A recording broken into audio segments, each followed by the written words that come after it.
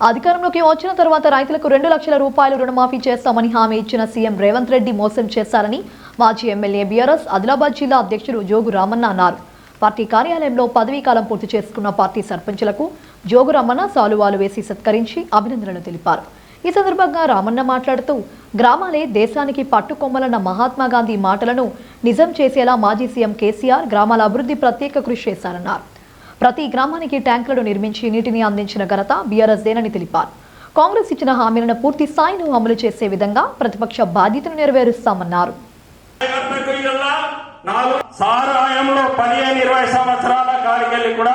ప్రతి గ్రామం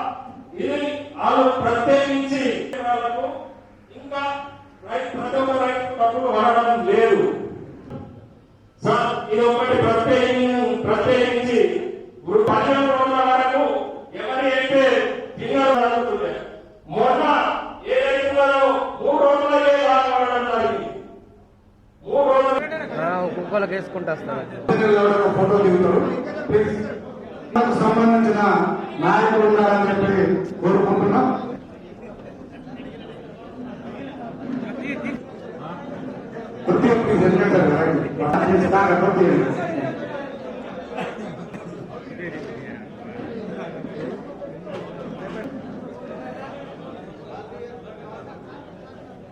అందరూ ఒక్కసారి చెప్పండి ప్లీజ్.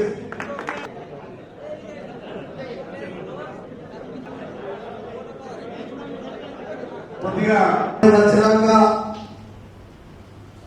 ఆర్మీకి రోజు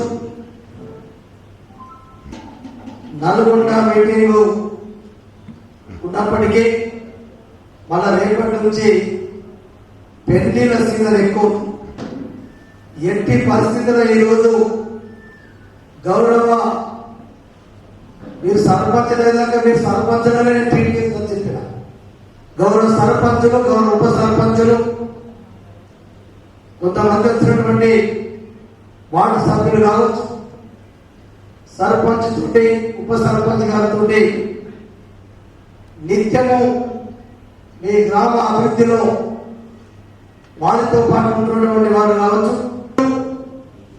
जुमला बीजेपी जुमला बकवास पार्टी अमते जुमला बकवास पार्टी अबद्धाలు बीजेपी మరి చాలా ఉన్నాయి.